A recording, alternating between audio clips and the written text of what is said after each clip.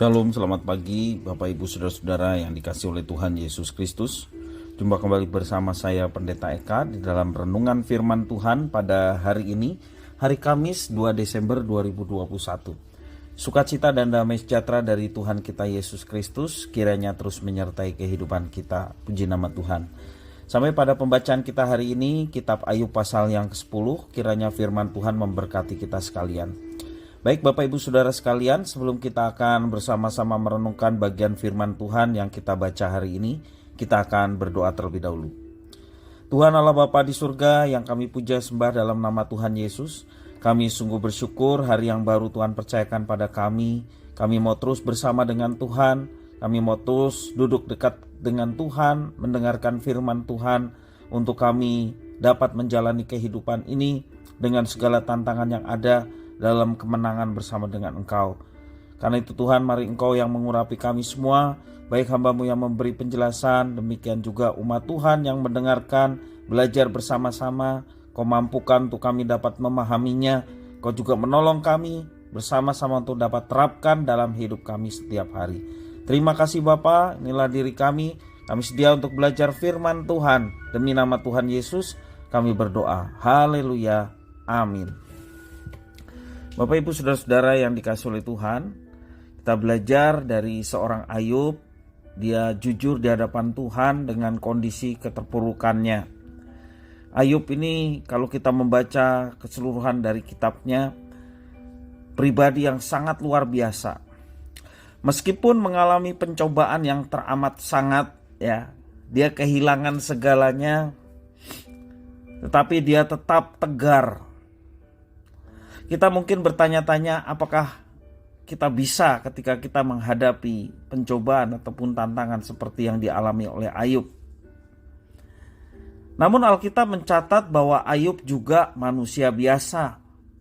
Dalam pasal yang ke-10 yang kita baca hari ini merupakan keluhan-keluhan terhadap penderitaan yang dialami oleh Ayub. Dia bertanya kepada Tuhan, mengapa Tuhan berlaku setega itu kepadanya? Ayat yang pertama menyatakan, aku bosan hidup.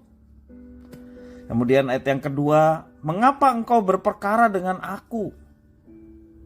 Ini satu ungkapan-ungkapan yang jujur di hadapan Tuhan karena penderitaan yang teramat sangat dialami oleh Ayub. Sehingga dia berkata, mengapa engkau berperkara dengan aku? Ayat yang ke-6 diulang lagi, engkau mencari-cari kesalahanku. Ayat yang ke-8, engkau hendak membinasakan aku. Ayat 14 juga keluhannya, kalau aku berbuat dosa, engkau mengawasi aku. Ayat yang ke-16, seperti singa engkau memburu aku. Lebih baik aku tidak pernah lahir.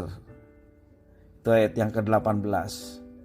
Nah Bapak Ibu Saudara-saudara yang dikasihi oleh Tuhan, kalau kita melihat keluhan-keluhan yang disampaikan Ayub kepada Tuhan, ini merupakan keluhan yang jujur dari seorang manusia yang sedang mengalami pergumulan berat. Dan di ujung pencobaannya, Ayub mendapatkan jawaban atas pernyataan ataupun keluhan yang disampaikan kepada Tuhan. Dan ternyata jawabannya, Allah tidak seperti yang dia asumsikan atau dia kira. Bapak Ibu Saudara-saudara, saat mengalami ujian dalam kehidupan yang amat menyesakkan, terkadang kita tidak tahan dan akhirnya kita menyampaikan segala apa yang kita alami. Berdosakah kita di hadapan Tuhan saat mengeluhkan perbuatannya dan mempertanyakan keadilan, kuasa, serta belas kasihannya?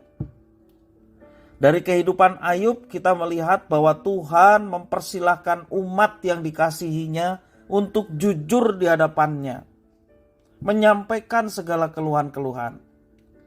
Bapak Ibu Saudara-saudara, di dalam Alkitab banyak sekali tokoh-tokoh yang berkeluh kesah kepada Tuhan terhadap apa yang mereka alami. Dan ternyata memang Tuhan membuka diri terhadap kita umatnya. Dia mempersilahkan kita untuk jujur di hadapannya, berkeluh kesah di hadapannya. Itu justru seperti membuka lebar luka yang sedang kita alami, supaya Allah dapat membalur luka yang sedemikian lebar itu dan memulihkannya. Amin. Jadi ketika kita menyampaikan segala keluh kesah kepada Tuhan dengan jujur, kita membuka luka kita di hadapannya supaya Dia membalur kita dan memulihkan kita. Bapak Ibu Saudara-saudara, seperti yang saya sampaikan tadi, bahwa Allah tidak seperti yang seringkali kita kira.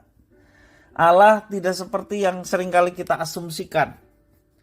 Allah bekerja, melakukan segala sesuatu, bahkan lebih daripada yang kita doakan, bahkan lebih daripada yang kita pikirkan. Karena itu berkeluh kesahlah kepadanya. Kita bersandar kepada Tuhan, kita menyerahkan segala beban hidup kita kepadanya, maka Dia yang ambil alih. Bukankah Tuhan Yesus sendiri telah membuka tangannya? Marilah yang letih lesu dan berbeban berat datang kepadaku, aku akan memberi kelegaan kepadamu. Bukankah itu janji Tuhan kita Yesus Kristus? Bapak Ibu Saudara yang dikasihi oleh Tuhan, tangannya terbuka lebar.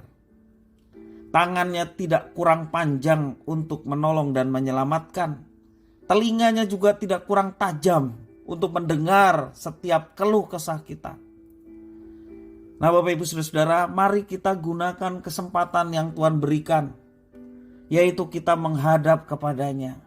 Kita menghampiri tahtanya untuk menyampaikan apapun, termasuk juga keluh-keluhan kita kepadanya. Jangan sampaikan keluhan kepada yang lain. Jangan sampaikan keluhan kita kepada media sosial. Jangan sampaikan keluhan kita kepada orang-orang yang justru malah memperkeruh suasana. Tetapi mari kita sampaikan itu kepada Tuhan, dan percayalah ketika kita berterus terang kepada Tuhan, maka Tuhan yang akan menggantikan damai sejahtera dalam diri kita. Walaupun situasinya belum terselesaikan, tapi kalau hati sejahtera, damai, ya, sukacita itu Tuhan nyatakan dalam hidup kita, maka kita menjalani kehidupan dalam kebahagiaan bersama dengan Tuhan. Maka Tuhan juga yang akan membuka setiap persoalan-persoalan yang kita hadapi, dan Dia akan menolong untuk kita mendapatkan jalan keluar. Dia menolong untuk kita dapat menanggungnya. Di hadapan siapa kita mesti jujur dan terbuka? Selain di hadapan Tuhan kita sendiri. Dia sang pencipta kita, Dia juga penebus, Dia juga pernah jadi manusia, yaitu Yesus Kristus. Dia mengerti setiap keadaan kita, termasuk juga persoalan yang kita hadapi. Bapak Ibu Saudara, belajar dari Ayub, mari kita datang kepadanya setiap waktu. Apapun yang kita pergumulkan, ya, kita datang padanya dengan penuh sukacita. Tapi jangan lupa juga, jangan saja datang pada Tuhan justru pada saat masalah baru kita datang. Ketika tidak ada masalah, sepertinya semua jalan baik-baik saja, lancar. Jangan juga lupakan terhadap sumber segala berkat dan kelancaran dalam hidup adalah Tuhan. Sehingga kita bersyukur kepadanya dan tetap melakukan apa yang dikehendakinya. Karena hanya dengan itu kita membalas setiap kebaikan Tuhan. Kita ingin mengabdikan diri kepada Tuhan seumur Tuhan yang Tuhan percayakan kepada kita. Ketika kita menyingkapkan kelemahan di hadapan Tuhan, Tuhan akan menyingkapkan kekuatannya kepada kita sekalian. Amin. Biarlah firman Tuhan memberkati kita sekalian. Mari kita berdoa. Terima kasih Tuhan atas berkat firman Tuhan. Mampukan kami untuk senantiasa bersandar kepada Tuhan, khususnya tak kala kami menghadapi persoalan dan tantangan dalam hidup. Kami mau mengandalkan Tuhan. Engkau sumber jawaban hidup kami. Engkau sumber kepuasan jiwa kami. Karena itu kami tidak mau berpaling kepada yang lain, hanya kepada Tuhan. Karena di dalam Tuhan ada jawaban yang terbaik yang Tuhan sediakan.